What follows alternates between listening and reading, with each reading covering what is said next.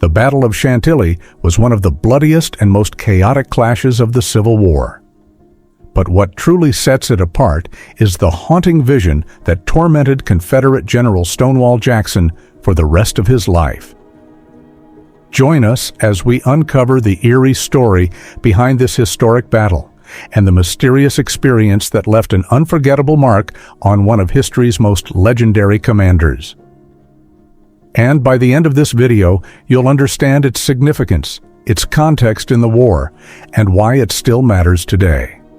As we approach the Battle of Chantilly, it's essential to consider the challenges faced by both Union and Confederate forces. But before we continue, please like and subscribe to our channel to support our growing community. The Battle of Chantilly was fought on September 1, 1862, between the United States of America and the Confederate States of America, following the Second Battle of Bull Run. The battle was fought between the Union Army, under generals including Philip Kearny and Isaac Stevens, and the Confederate forces led by General Stonewall Jackson. The outcome of the battle was a stalemate, and it was the last battle of Robert E. Lee's Northern Virginia campaign. The Union Army, under General George McClellan, was in a position of strength, but their advance on Richmond, the Confederate capital, was slow and cautious. Meanwhile, Confederate General Robert E. Lee was dealing with his own set of problems, including a dwindling army and the constant threat of Union advances.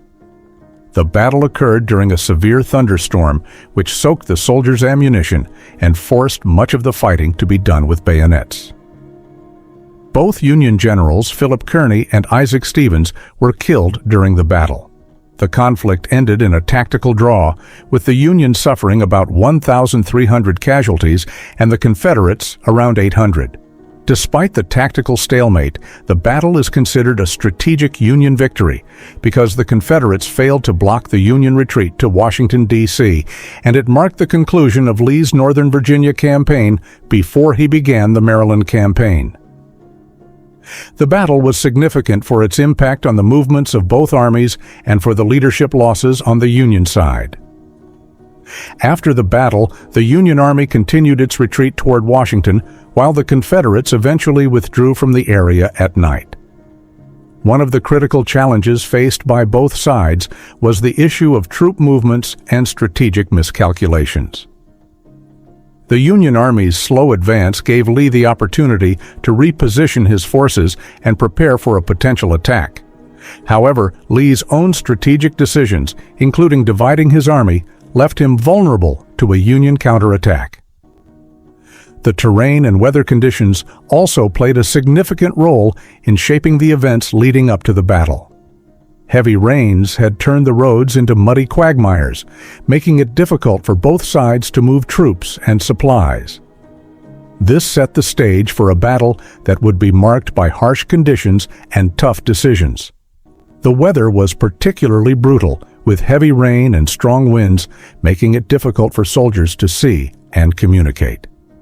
These conditions influenced the outcome of the battle, as soldiers on both sides struggled to execute their plans. Despite being outnumbered, the Confederate forces managed to hold their ground, but at great cost. Prelude to the Battle of Chantilly.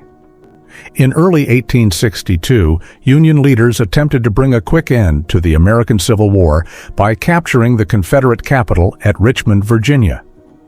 On March 17th, Major General George B. McClellan began moving the 50,000 men of the Army of the Potomac toward Richmond during the Peninsula Campaign. By June, McClellan reached the outskirts of the Confederate capital, but ultimately retreated after losing a series of encounters with General Robert E. Lee and his Army of Northern Virginia. These engagements became collectively known as the 7 Days Battles. Lee pursues Pope. Dissatisfied with McClellan's performance, President Lincoln appointed Major General John Pope to command the newly created Army of Virginia. Sensing that McClellan now posed little threat to Richmond, Confederate General Robert E. Lee took the offensive before Pope's army could unite with McClellan's retreating forces.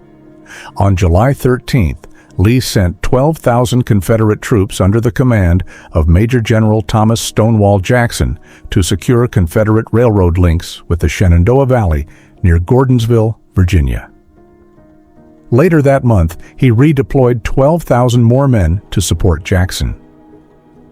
In early August, with McClellan's army in full retreat, Lee dispatched Major General James Longstreet and 30,000 additional troops to support Jackson, and Lee personally took command of the offensive against Pope. On Thursday, August 28, 1862, Lee's forces engaged Pope's army near Manassas Junction, Virginia. By Saturday, Pope's forces were in full retreat after Confederate soldiers soundly defeated them at the Second Battle of Bull Run. As the Federals fell back to Centerville on their way to the safety of the defensive fortifications surrounding Washington, D.C., Lee ordered Jackson to turn Pope's right flank and to get between the Union Army and the capital. Jackson's immediate goal was to occupy Germantown and to block the Warrenton Turnpike leading to Washington. On August 31st, Jackson set out toward the northeast, traveling as far as Pleasant Valley before camping for the night. On the next day, Jackson continued his trek. Realizing that his right flank might be exposed, Pope ordered Major General Joseph Hooker to establish a defensive position to secure Germantown. With Hooker in his path, Jackson stopped his march 4 miles northwest of his goal to await reinforcements. Chantilly battle begins. Meanwhile, Pope ordered Brigadier General Isaac Stevens to establish a second defensive line between Jackson and Hooker. When Jackson received reports of Stevens's movement, he dispatched Major General A.P. Hill's division to determine the strength of the Union force assembling in front of him. As the two sides skirmished during a steady drizzle around 4 o'clock, Jackson began deploying his soldiers at the edge of a forest overlooking a cornfield on the Reed Farm. General Stevens mortally wounded. At 4:30 p.m., Stevens sent a request to the rear for reinforcements and then ordered his division forward to engage the Confederates at the edge of the woods. Almost simultaneously, the rain intensified into a severe thunderstorm that soaked the combatants' gunpowder, rendering many firearms useless.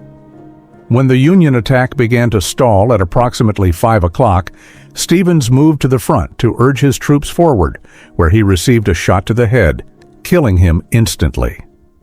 After Stevens's death, Colonel Benjamin Christ assumed command of the faltering attack and began to withdraw slowly across the cornfield. Union withdraws. After General Kearny is mortally wounded.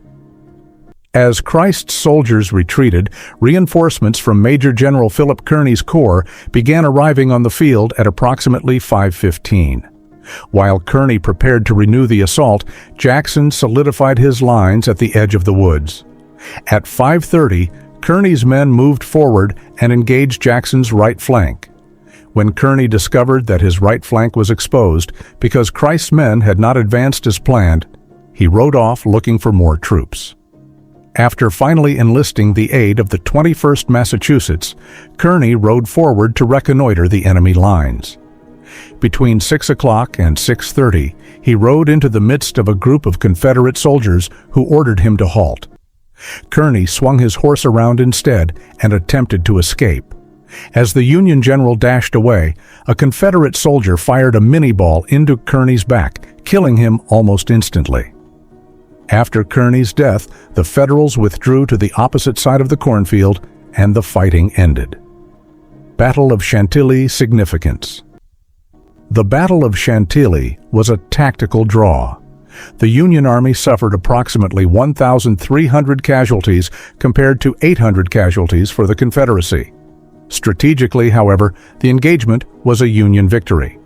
Having failed in his attempt to beat Pope's forces to Germantown, Jackson began withdrawing from the vicinity at approximately 11 p.m. The Federals maintained their position until 2:30 a.m., when Pope continued his retreat toward Washington. Who won the Battle of Chantilly? The outcome of the battle was a draw, however. It is considered a tactical victory for the United States. 2 facts. About the Battle of Chantilly Union, Generals Philip Kearny and Isaac Stevens were killed during the Battle of Chantilly. The Battle of Chantilly was the final engagement of Confederate General Robert E. Lee's Northern Virginia campaign. If you found this overview interesting, don't forget to check out our other Civil War videos and share your thoughts in the comments below.